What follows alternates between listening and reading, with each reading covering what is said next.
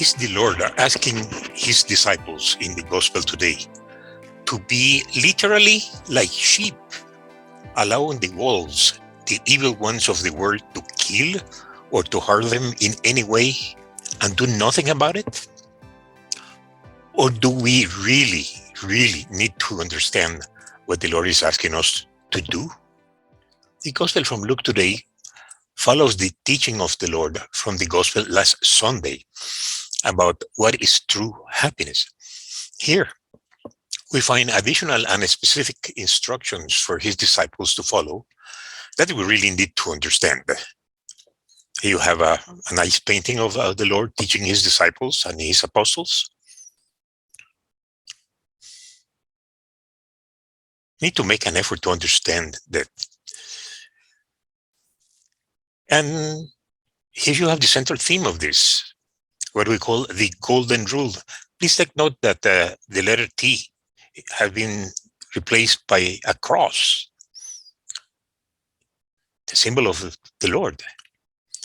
And the golden rule is do unto others as you would have them do unto you. This is put in a positive way, but it can also be put in the negative. Well, not precisely the negative, but in the other form. The golden rule, do not do unto others what you don't want others to do unto you. So either way, it's the same. And from Matthew 7:12, if in everything, therefore, treat people the same way you want them to treat you. The problem here is that some people may think that this is the golden rule. Trust me, this is not the golden rule. Whoever has the gold makes the rules, please. Not for a Christian. Here is the gospel for this Sunday in two parts. Love your enemies, and from Luke 6:27-36, and judging others, also from Luke 6:37-38. This is documented in Matthew 5, verses 38-47, and Matthew 5 from verses 7-12. Here is the part 1. Love your enemies. But I tell you who hear me, love your enemies. Do good to those who hate you. Bless those who curse you, and pray for those who mistreat you. If anyone hits you on one cheek, let him hit the other one too. If someone takes your coat, let him have your shirt as well. You give to everyone who asks you for something, and when somebody takes what is yours, do not ask for it back. Do for others just what you want them to do for you. If you love only the people who love you, why should you receive a blessing? Even sinners love those who love them. And if you do good only to those who do good to you, why should you receive a blessing? Even sinners do that too. And if you lend only to those from whom you hope to get it back, why should you receive a blessing? Even sinners lend to sinners to get back the same amount. No. Love your enemies and do good for them. Lend and expect nothing back. You will then have a great reward, and you will be children of the Most High God, for he is good to the ungrateful and to the wicked. Be merciful, just as your Father is merciful. It's part 2, judging others. Do not judge others, and God will not judge you. Do not condemn others, and God will not condemn you. Forgive others, and God will forgive you. Give to others, and God will give to you. Indeed, you will receive a full measure, a generous helping. Pour into your hands all that you can hold. The measure you use for others is the one that God will use for you. So, what is this all about? You're always trying to find out what is the real meaning, what is behind all this. It's our duty to do so. First, the construction of the gospel to find the central characters, facts, items, and activities. In Matthew 5, verses 1 to 2, we read that Jesus saw the crowds, a lot of people, and went up a hill where he sat down. So he's sitting. The disciples gathered around him, and he began to teach them. He delivered what we know as the Sermon of the Mount. That's from Matthew. The Gospel last Sunday from Luke 6:17 to 19, we read that when Jesus had come down from the hill with the apostles, check this, he came down from the hill. So this is after the Sermon of the Mount. And he came down with the apostles. He don't say a crowd, he say apostles. He stood on a level place, like a valley. Now, they mentioned the crowd, with a large number of his disciples, large number, lots of people. A large crowd of people who was there from all over Judea and Jerusalem and the coast cities of Tyre and Sidon, the Phoenician cities, as we learned last Sunday. And Jesus began healing them and teaching about happiness and sorrow from Luke 6, verses 20 to 26. These teachings from the Lord are also known as the Sermon of the Valley.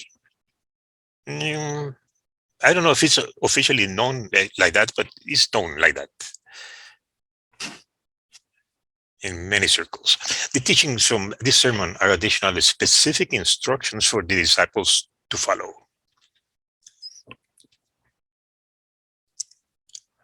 Jesus is asking his disciples to love, do good, to bless, to forgive, and to pray for your enemies that hate, curse, and mistreat you, and not to judge others. Jesus is not asking his disciples not to defend themselves. God gave mankind this self-preservation instinct. We all have it. Even the animals have it. He's asking not to worsen or escalate the aggressions against you with more violence, but instead to respond with a conciliatory attitude whenever possible. What does the Magisterium of the Church, the Catechism, tell us about self-defense? In the Sermon of the Mount, the Lord recalls the commandment, you shall not kill, and adds to it the proscription of anger, hatred, and vengeance. Going further, Christ asked his disciples to turn the other cheek to love their enemies. He did not defend himself and told Peter to drop his sword, remember? It's also a proscription of anger, hatred, and vengeance. No way, not allowed. The legitimate defense of person and society is not an exception to the prohibition against the murder of the innocent that constitute intentional killing. The act of self-defense can have a double effect: the preservation of one's own life and the killing of the aggressor. The one is intended, the preservation of life is intended, the other is not. The killing of the aggressor is not. Catechism, paragraph 2263. Love toward oneself remains a fundamental principle of morality. There, it is legitimate to insist on respect for one's own right to life. Someone who defends his life is not guilty of murder, even if he is forced to deal his aggressor a lethal blow. If a man in self-defense uses more than necessary violence, it will be unlawful. Whereas if he repels force with moderation, his defense will be lawful. Nor it is necessary for salvation that a man omit the act of moderate self-defense to avoid killing the other man, since one is bound to take more care of one's own life than of another's. Catechism 2264. Love towards oneself remains a fundamental principle of morality. Therefore, it is legitimate to insist on respect for one's own right to life. Someone who defends his life is not guilty of murder, even if he's forced to deal his aggressor with a little blow. If a man in self-defense uses more than necessary violence, it will be unlawful. Whereas If he repels force with moderation, his defense will be lawful, nor it is necessary for salvation that a man omit the act of moderate self-defense to avoid killing the other man, since one is bound to take more care of one's own life than of another's. From Catechism 2264. I'm repeating this because we need to really grasp the meaning of the teaching of the Lord about this. Legitimate defense can be not only a right, but a grave duty for one who is responsible for the life of others. The defense of the common good requires that an unjust aggressor be rendered unable to cause harm. For this reason, those who legitimately hold authority also have the right to use arms to repel aggressors against the civil community entrusted to their responsibilities. Catechism 2265, and this is in relation to the ones that have the authority to defend society. Basically, police and law enforcement authorities. This gospel, the Lord is teaching, and we should be able to identify and understand at least 4 teachings. Teaching number 1, it is easy to love those who love us, and to do good only to those who do good to us. The real challenge here is to love the good, bless, pray for your enemies that hate, curse, and mistreat you. I know it may be difficult to do it, but this is what the Lord is asking us to do. Retaliation in anger or a desire for vengeance against somebody that did something wrong to you or to a loved one is not the way of the disciple.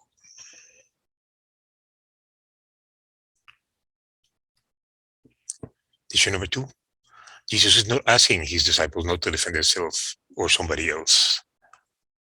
He's asking not to worsen or escalate the aggression with more violence, but instead to respond with a meek and conciliatory attitude whenever possible. Yes, it may also be difficult to do that. It may even be against our own nature to accept it. Remember, the self-preservation instinct that we all have. But it is the way of a disciple of the Lord. Teaching number 3, the church is very clear about what to do to defend ourselves or anybody that needs to be defended.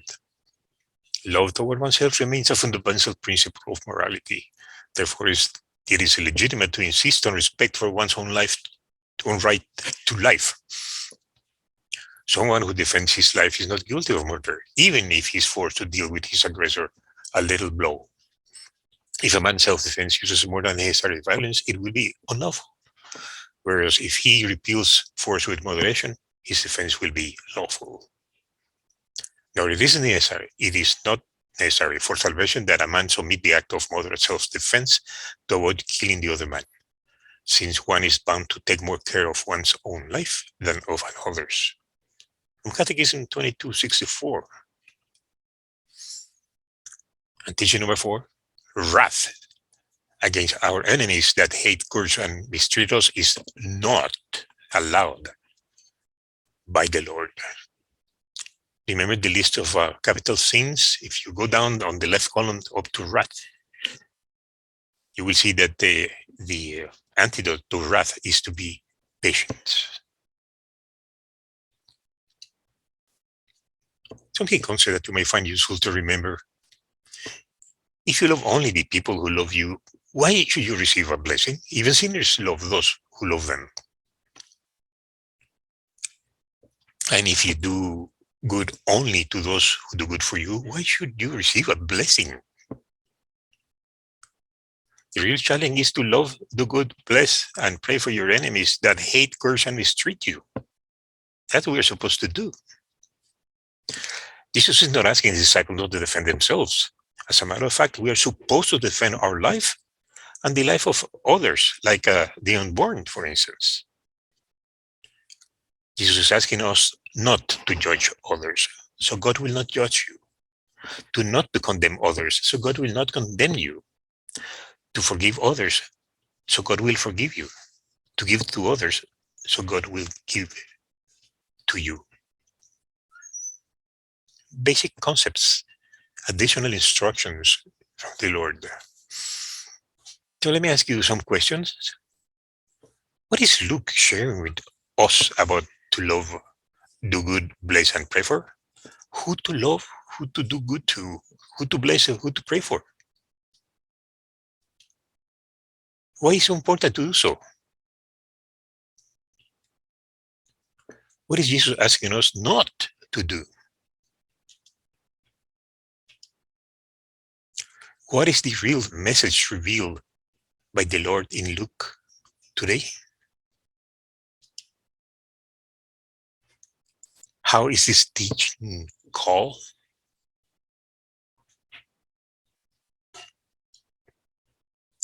References were taken from the Good News translations and from the Catechism of the Catholic Church. This is Alejandro Burgos from El Paso, Texas. And this was the Gospel for this Sunday. If this media workshop has been useful to you, please give it a like and feel free to share it. And I see you next Sunday. Please don't forget,